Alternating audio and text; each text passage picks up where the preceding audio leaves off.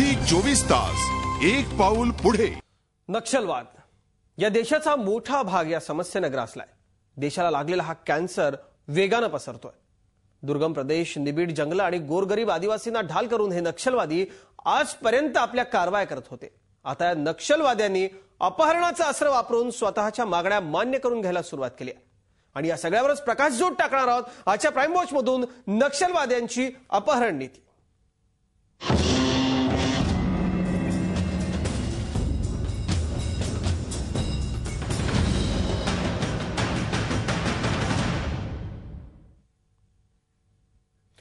केवळ राज्यातच नाही तर देशभरात नक्षलवाद्यांच्या कारवाया वाढल्या आहेत।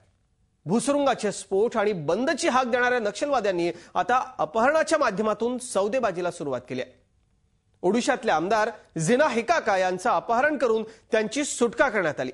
आपल्या मागण्यांसाठी अपहरण करण्याची नक्षलवाद्यांची ही नवी अपहरण नीती आता सगळीकडेच दिसायला लागली आहे।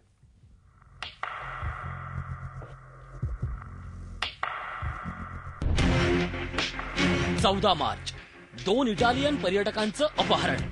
24 मार्च ओडिशातील आमदार जिना हिकाकांचे अपहरण। 21 एप्रिल जिल्हाधिकारी अलेक्स मेनन यांचं अपहरण। अवघ्या 2 महिन्यातल्या या घटनांनी पोलीस प्रशासन आणि सर्वसामान्यही हतबल झालेत। आपल्या मागण्यांसाठी बंद आणि भूसुरुंगाचे स्फोट घडवणाऱ्या नक्षलवाद्यांनी आता अपहरणाची खेळी करत आपल्या मागण्या मान्य करून घेण्यास सुरुवात केली आहे। गडचिरोलीत नक्षलवाद्यांचा खरा चेहरा आता समोर यायला सुरुवात झाली आहे। आपली लढाई ही आदिवासी आणि गावकऱ्यांसाठी आहे असं भासवत हत्या करून गावकऱ्यांमध्ये आपली दहशत पसरवायची आणि प्रशासनानं आपल्या मागण्या मान्य करण्यासाठी त्या गावकऱ्यांचं अपहरण करायचं हे सूत्र नक्षलवाद्यांनी राबवलंय। हे जेव्हा किडनॅपिंग करतात तेव्हा त्यांचा मुख्य उद्देश असतं आपल्या काही साथी यांना सोडून घेणं आणि त्यांना हे माहित असतं की कायद्याच्या आधाराने ह्या साथींना सोडून घेता येणार नाही, म्हणजे कोर्टात त्यांच्या विरुद्ध पुरावा आहे, मग असंच त्यांना सोडवायचं असतं। आणि ही पद्धत टेररिस्ट ग्रुप जे आहेत ते जगभर वापरतात। गेल्या काही दिवसात नक्षलवादाचा बिमोड करण्यासाठी राज्याच्या गृह खात्यानं नक्षल विरोधी मोहिमेचा धडाका लावलाय। त्याला आवरण्यासाठी आता नक्षलवाद्यांनी पुन्हा रक्तरंजित पर्वाकडे वाटचाल सुरू केली आहे। आजपर्यंत माओवाद्याचा बुरखा पांघरलेल्या नक्षलवाद्यांनी अपहरण करा आणि आपल्या मागण्या मान्य करा या हुकमी पद्धतीचा वापर करायला आता सुरुवात केली आहे। 14 मार्चला ओडिशात क्लॉडिओ कोलेंजेलो आणि पॉवेलो बोसिस्को या इटालियन पर्यटकांचं माओवादी नक्षलवाद्यांनी अपहरण केलं। माओवाद्यांचा म्होरक्या सव्यासाच्या पांडाची पत्नी शुभश्री दास हिची ओडिशा सरकारने मुक्तता केल्यावर त्या 2 पर्यटकांना सोडून देण्यात आलं। 24 मार्चला ओडिशातील बिजू जनता दलाचे आमदार जिना हिकाकांचं कोरापुटा जिल्ह्यातून लक्ष्मीपूर गावातून अपहरण करण्यात आलं। त्या बदल्यात 24 नक्षलवाद्यांना सोडण्याची मागणी करण्यात आली। ओडिशा सरकारनं सुरुवातीला 5 नक्षलवाद्यांना सोडूनही त्यांची मागणी मान्य न झाल्यानं सरकार हतबल बनत गेलं। अखेर जिनाचा निर्णय हा प्रजा कोर्टात घेण्याचं ठरलं। या सभेत जिना यांनी आमदारकीचा राजीनामा द्यावा अशी मागणी नक्षलवाद्यांनी केली आणि 26 एप्रिलला नक्षलवाद्यांनी जिनांची सुटका केली। पण नक्षलवाद्यांसमोर मान तुकवत आमदारकीचा राजीनामा मात्र आता द्यावाच लागणार आहे। 21 एप्रिलला छत्तीसगडमधील सुकामचे जिल्हाधिकारी अलेक्स पॉल मेनन यांचं नक्षलवाद्यांनी अपहरण केलं। छत्तीसगडमधल्या दक्षिण बस्तरमध्ये नक्षलवाद विरोधी कारवाया जोरात सुरू आहेत। त्या थांबवण्याची मागणी करण्यासाठी मेनन यांचं नक्षलवाद्यांनी अपहरण केलंय। एकूणच जिना हिकाका सारखा लोकशाही पद्धतीनं निवडून आलेला आमदार नक्षलवाद्यांच्या भीतीनं राजीनामा देणं असो किंवा नक्षलवाद्यांना सोडण्यासाठी प्रशासकीय अधिकाऱ्यांचं अपहरण करणं असो, नक्षलवाद्यांच्या अपहरण या हुकमी एक्क्याला वेळीच आवर घालणं आता गरजेचं बनलंय। झी 24 ताससाठी ब्युरो रिपोर्ट। नक्षलवाद्यांच्याकडून सरकारी कर्मचारी आणि केंद्रीय राखीव दलाच्या जवानांवर हल्ले केले जात आहेत। गेल्या काही वर्षात या हल्ल्यांचं प्रमाण वाढलंही होतं, पण आता मात्र स्फोटकं न वापरता अपहरणाची स्फोटक खेळी खेळण्याचा डाव नक्षलवादी करतायत।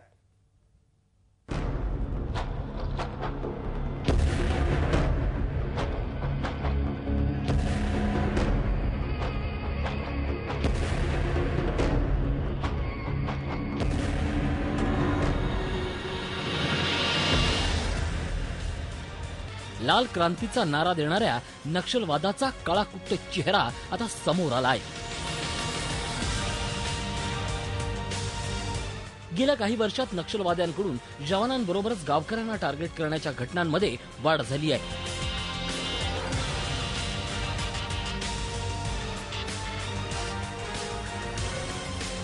जंगल प्रदेशाला लागून असलेल्या भूभागावर आपलं वर्चस्व कायम राहावं, तसंच त्या भागात विकासाची किरणं पोहोचू नये, हाच या हल्ल्यामागचा नक्षलवाद्यांचा उद्देश आता पूर्णपणे समोर येऊ लागलाय. या भागात विकास गंगा पोहोचल्यास आपल्या वर्चस्वाखाली असलेले लोक आपली साथ सोडतील याची भीती नक्षलवाद्यांना सतावू लागली आहे.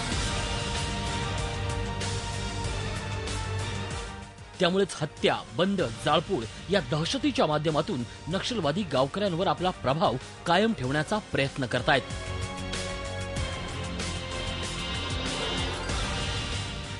नक्षली प्रभावाखाली असलेल्या 80% भूभागावर जंगल पसरलेलं आहे.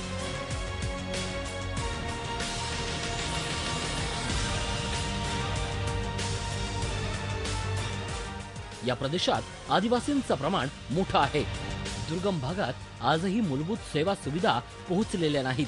त्यामुळे स्थानिक जनतेच्या मनात व्यवस्थेबद्दल रोष आहे आणि त्याचाच फायदा घेत सशस्त्र क्रांतीचा विचार नक्षलवाद्यांकडून पद्धतशीरपणे आदिवासी भागात रुजवला जातोय आणि नक्षलवादीही याच भावनेचा फायदा करून घेत आहेत. सगळ्यात महत्त्वाचं म्हणजे जनतेच्या मनातील रोष व्यवस्थेबद्दलचा जो आहे तो फार मोठा आहे आणि या असंतोषाला कुठेतरी वाचा फोडली पाहिजे असं लोकांना वाटत असतं. नेमक्या नक्षलवादी संघटना या सगळ्या याचा फायदा घेत असतात. प्रशासनाविषयी नक्षलग्रस्त भागातील जनतेच्या मनातील भावना जाणून घेऊन त्यावर मार्ग काढण्याचा प्रयत्न करण्याची आवश्यकता आहे. खरं तर सरकारकडून या भागासाठी विशेष योजना राबवल्या जात आहेत, पण आदिवासींचा विश्वास संपादन केल्याशिवाय सरकारला नक्षलवादाविरुद्धची लढाई जिंकता येणार नाही आणि त्यासाठी गावकऱ्यांनाही विश्वासात घेणं आता महत्त्वाचं ठरलंय. ऑपरेशन ग्रीन हंट चल रहा है, करीब 1 लाख. इसके साथ साथ सरकार को ये सुनिश्चित करना पड़ेगा कि डेवलपमेंट जो है, विकास है, वो साथ साथ पहुंचे. गढ़चिरौली में चाहे आप जितने भी मिलिट्री ऑपरेशंस कर लें, जब तक आप आदिवासी का दिल और दिमाग विकास से नहीं जीतेंगे, तब तक इस समस्या का कोई अंत नहीं. रस्ते, आरोग्य, शिक्षण, नवतंत्रज्ञान या मूलभूत सुविधा त्या जनतेपर्यंत पोहोचण्याची आवश्यकता निर्माण झाली आहे. मात्र त्या आदिवासींपर्यंत पोहोचू न देण्याचं काम नक्षलवादी करतायत. हे केवळ गडचिरोलीच्या जंगलात चाललंय या भ्रमातून सरकारनं आता बाहेर पडायलाच हवं. नक्षलवाद्यांनी सुरू केलेल्या या अपहरण रणनीतीची आता राजकारणी आणि प्रशासनानं गांभीर्यानं दखल घेण्याची तीव्र आवश्यकता निर्माण झाली आहे. झी 24 ताससाठी आशिष अंबाडे, चंद्रपूर.